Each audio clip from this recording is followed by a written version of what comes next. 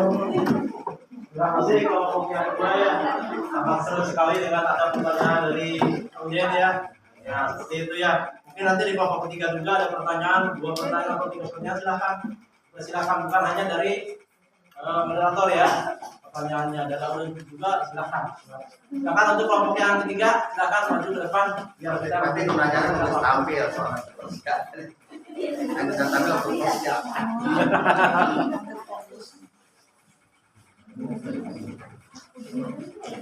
Nah, ada seri sahur gitu.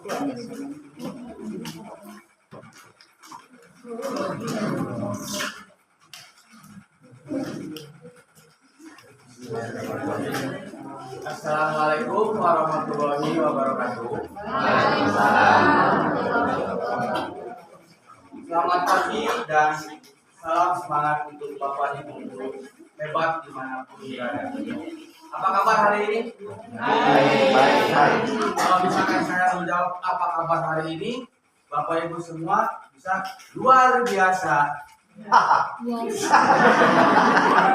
Luar biasa, tetap semangat, tetap inspiratif. Oke, saya. Kita ulang. Apa kabar hari ini Bapak Ibu semuanya? Luar biasa.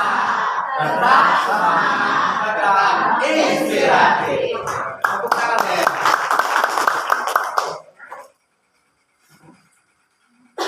Oke, saya selaku moderator di sini, Jaina Mutakin akan memimpin atau memandu jalannya talk show kita dengan tema refleksi pengalaman belajar pada pembelajaran IPAS di kelas 3 dengan pelajaran atau tema lingkungan. Kita mulai acara dari jam 10 sampai jam 3 sore ya. Nanti cukup ya? Pas. Sebelum kita mulai, biar suasana makin hangat, izinkan saya membuka acara ini dengan sebuah pantun ringan. Nanti pas saya bilang ini, cakep. Saya lupa. Pergi ke pasar beli pepaya. Pulangnya mampir beli bakwan. Guru semangat penuh bahagia. Murid pun ikut senang kawan. Satu lagi. Bikin kopi tambah gula. Diminum sambil baca berita. Kalau guru penuh cinta, belajar pun jadi gembira. Eta ninggang eta mah Cinta. Terus diperhatikan. Guru hebat. Hari ini kita kedatangan narasumber yang sangat luar biasa. Beliau dikenal sebagai pendidik yang inspiratif, yang aktif mendorong. Lain mendorong siswanya ngajungal, mendorong pembelajaran yang bermakna, mendalam dan menggembirakan. Mari kita sambut dengan tepuk tangan yang meriah ketiga narasumber atau bisa disebut 4 narasumber. Tepuk tangan dulu buat 4 narasumber.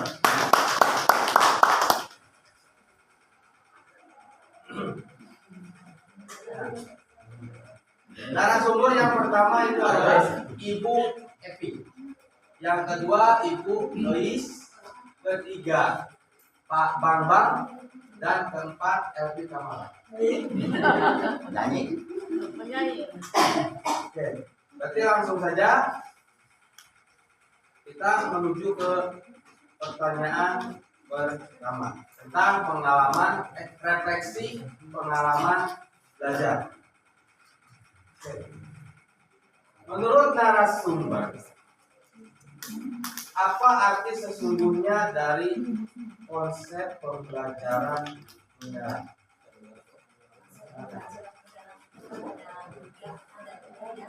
Meaningful sama joyful. Nah, kalau mindful itu berarti berkesadaran atau bermakna. Kalau meaningful berarti berhubungan dengan kehidupan nyata. Kalau joyful berarti menggembirakan. Jadi moderator harus ada ketiga itu. Jadi biar nanti dalam pembelajaran itu bisa sinergis antara guru dengan siswa. Salah satu misalnya tidak ada, ini contoh pendidik yang joyful ya. Seperti yang kalau ada kita sedang itu, guru itu harus gembira. Begitu pula dengan siswanya juga harus gembira. Siswa gembira itu karena gurunya juga gembira. Jadi kita yang memotivasi siswa itu. Berarti guru itu panutan untuk semua siswa. Jadi menusakan orang di rumah ayah kabok kayaknya kalau dibawa ke sekolah. Itu bisa Pak. Sama anaknya ini bawa ke Pak Didi ke sok ambak wae kecil. Kurang maring. Murah mari wae. Oke. Pertanyaan kedua ya. Bagaimana pembelajaran mendalam berbeda dengan pendekatan tradisional yang hanya berfokus pada hasil asesmen objektif? Tentu berbeda Pak, karena pembelajaran mendalam dengan tradisional, kalau tradisional itu hanya berpusat ke penilaian saja, dan keterampilan. Nah, kalau di pembelajaran mendalam itu selain penilaian singkat keterampilan juga ada refleksi dari siswa. Jadi tradisional sama mendalam itu sangat berbeda. Kalau yang mendalam mendalam itu lebih fokus lagi kepada tambahan-tambahan.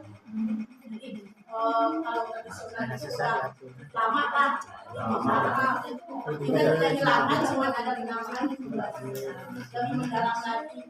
Kalau misalnya kita berenang ke dalam,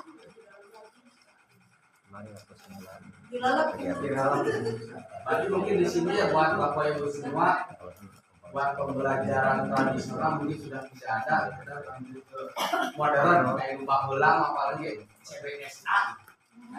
Nah, CBSA teh budak sudah antar guru nama. Nah, kita kan lama sekieu.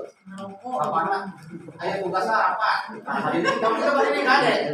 Ya, gitu kade. Insyaallah pulang dari sini insyaallah. Gitu kade. Yang ketiga, bagaimana prinsip meaningful membantu mengatasi masalah hafalan dan mendorong penalaran kritis pada siswa kelas 3. Jadi meaningful itu pertanyaannya tidak berupa konteks teks misalnya atau terpaku ya Facebook misalnya terpaku pada satu objek. Meaningful itu jadi lebih dikaitkan ke kehidupan sehari-hari atau kehidupan nyata. Misalnya pada ya misalnya ada pas ya jadi harus ada konteks nyatanya mengamati tumbuhan gitu atau mengamati lingkungan sekitar jadi tidak terpaku kepada textbook. Betul, siswa kelas 5 harus bawa kata misalkan alat apa bawa Atau kita boleh keluar.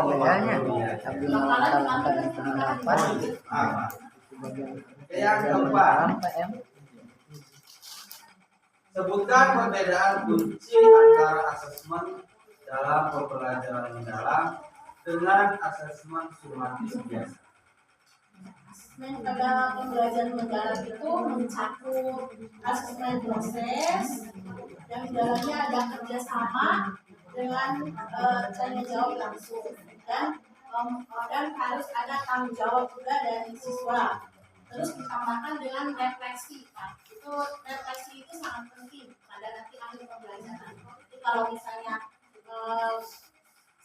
sebelum penutup doa, kita harus mengadakan refleksi terlebih dahulu.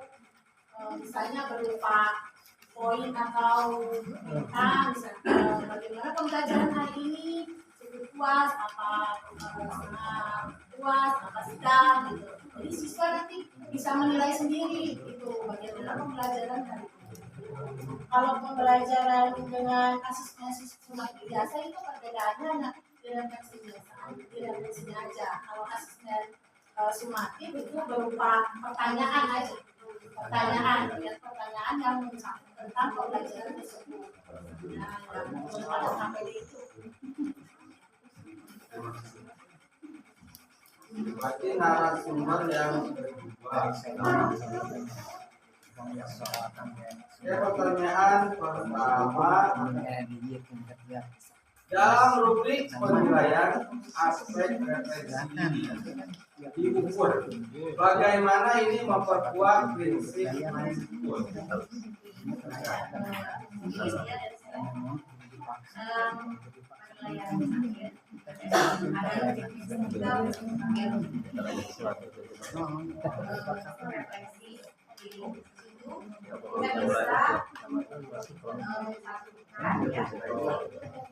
Mahasiswa itu paham dengan apa yang sudah mereka pelajari, apakah siswa itu kurang paham ataupun sama sekali tidak paham dengan apa yang mereka pelajari, apakah mereka bisa melakukannya dengan mereka sehari-hari, bisa memahami makna dari pembelajaran itu, bisa juga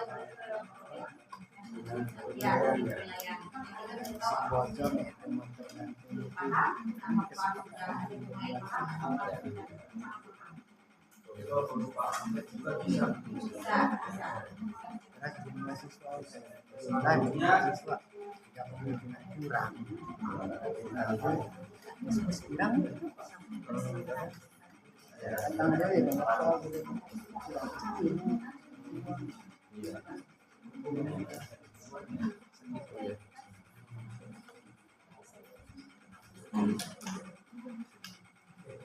Pertanyaan berikutnya, bagaimana pembelajaran mendalam berbeda dengan pendekatan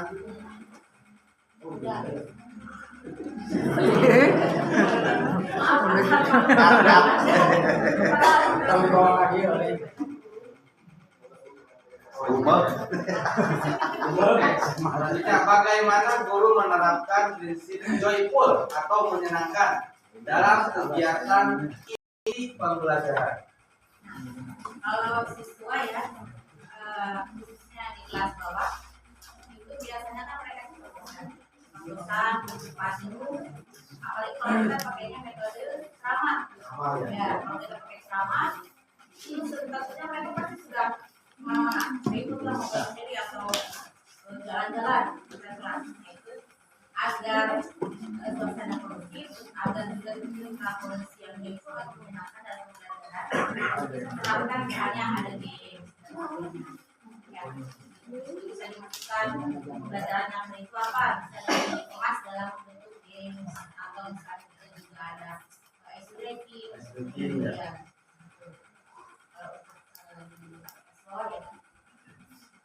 sudah sama ya kalau SD Karena itu penting dari kelas 1 sampai kelas 6 ya. kalau pembelajaran menyenangkan, kalau materi yang kita sampaikan bisa mereka serap, bisa mereka pahami, bisa mereka pakai. Kemudian permainan misalkan guru perlu ajar teh ceramah, kan ada juga teh sok cai. Nah, cai teh. Oh, ya. Pertanyaan berikutnya, aspek dalam tahap refleksi unsur meaningful apa yang diharapkan dapat dicapai siswa? Kalau meaningful itu kan berarti bermakna. Bermakna itu dalam artian siswa itu bisa memaknai pembelajaran dikaitkan dengan kehidupan mereka sehari-hari. Jadi siswa itu tahu arti dari pembelajaran hari itu apa sih untuk kehidupan mereka itu. Jadi tidak hanya pengetahuan saja, sudah setelah itu sudah tidak dipakai lagi. Kita berharapnya setelah belajar itu siswa dapat memakai apa yang mereka pelajari dalam kehidupan mereka sehari-hari. Sehingga itu menjadi satu makna tersendiri ya untuk siswa. Jadi kita bisa melihat itu, kita bisa melihat siswa berlari, tapi pada saat refleksi kita bisa coba tuliskan apa yang sudah kalian pelajari. Coba kalian sebutkan atau tuliskan manfaatnya itu dalam bahasa apa sih? Yang terakhir Dua, di aspek mengukur. Apa yang diterapkan pada kegiatan penutup? Pada mindful ya, kita bisa pada saat menutupnya itu kita bisa meminta seseorang untuk merefleksikan perasaan mereka. Jadi bagaimana perasaan mereka, apakah mereka senang atau mereka merasa itu bermanfaat atau tidak, belajar pada hal itu masuk pada mindful. Kurang lebih seperti itu. Untuk narasumber ketiga.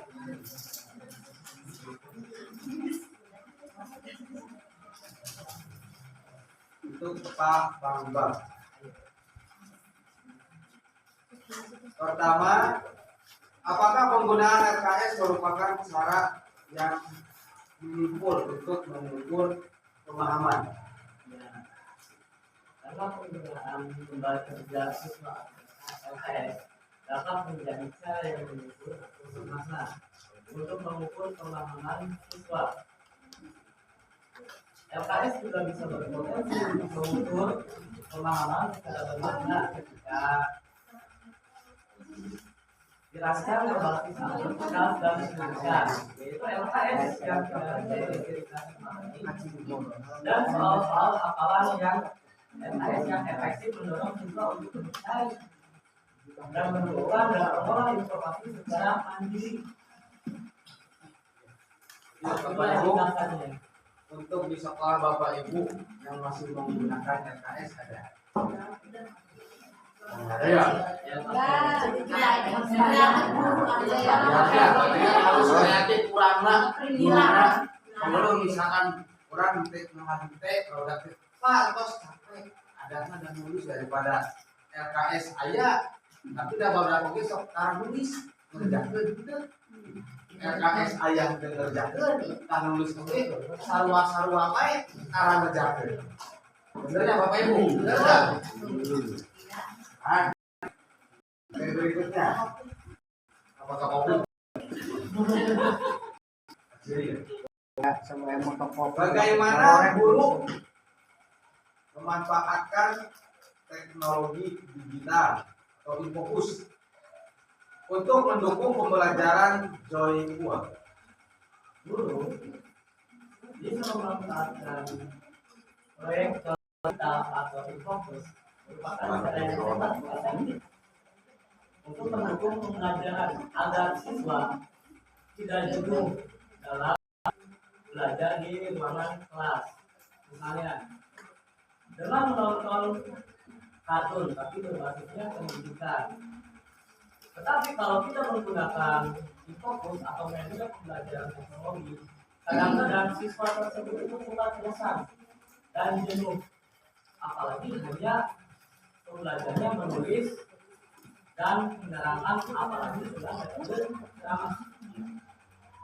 Ya, apakah di Bapak Ibu semua misalkan ada materi matematika atau misalkan IPA yang mewajibkan anak-anaknya harus membawa HP untuk mengisi angket atau apa, pernah Bapak Ibu? Misalkan buat AIBK kan, kalau AIBK ini papakan Dina.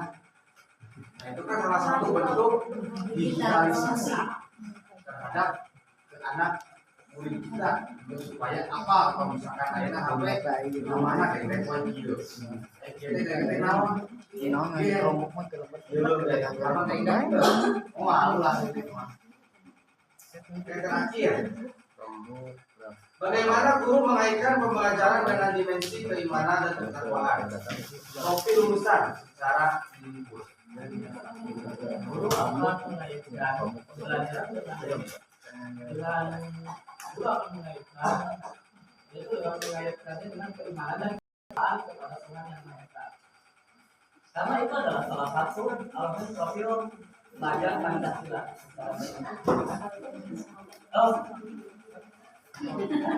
Sadar lah.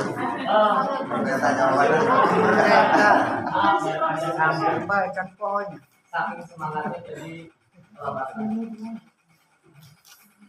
Itu bisa dengan disertai berdoa terus bersyukur kepada Tuhan yang Maha Esa, dan juga ikut melestarikan lingkungan di sekitar kita untuk mengajak anak siswa tersebut agar tidak hanya di lingkungan sekolah saja.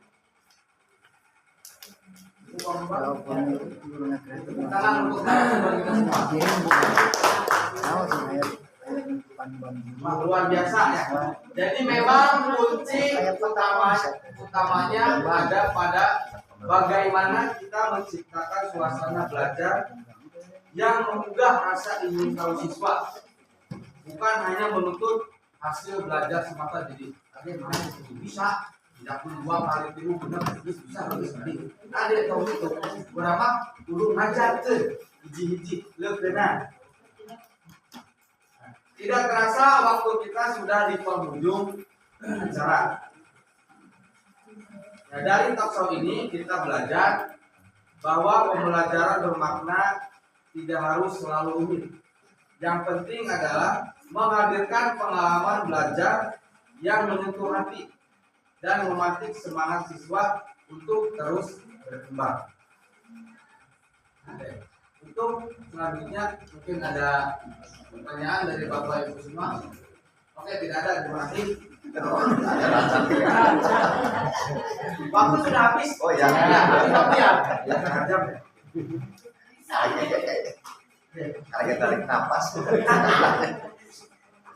Tidak terasa waktu kita sudah di penghujung acara. Nah, sebelum kita tutup, saya ingin bertamu lagi. Cakep. Narasumber yang suka isi silakan menyampaikan kesimpulan pada refleksi pengalaman belajar sekarang. Baik Bapak Ibu, kesimpulannya refleksi pembelajaran mendalam memiliki peran krusial dalam pembelajaran kelas. Jadi untuk meningkatkan kualitas pengajaran, guru itu mendukung pemahaman yang lebih baik pada siswa. Melalui refleksi, guru dapat mengevaluasi metode pengajaran dan mengidentifikasi area yang perlu diperbaiki. Sementara, siswa dapat mengaitkan pelajaran dengan pengalaman pribadi, mengembangkan keterampilan dan memecahkan masalah dengan lebih baik. Terima kasih untuk Ibu Elvi Sukaisi. Ada patur sebelum penutup acara. Pergi ke sawah melihat padi. Padi tersenyum, hati pun terima kasih narasumber diri ini. Semoga semangat belajar tetap gemilang. Terima semua. Terima kasih pada narasumber atas ilmu dan inspirasinya. Juga pada seluruh guru di sini sangat luar biasa. Saya moderator, mohon maaf apabila ada kata yang kurang berkenan. Wassalamualaikum warahmatullahi wabarakatuh.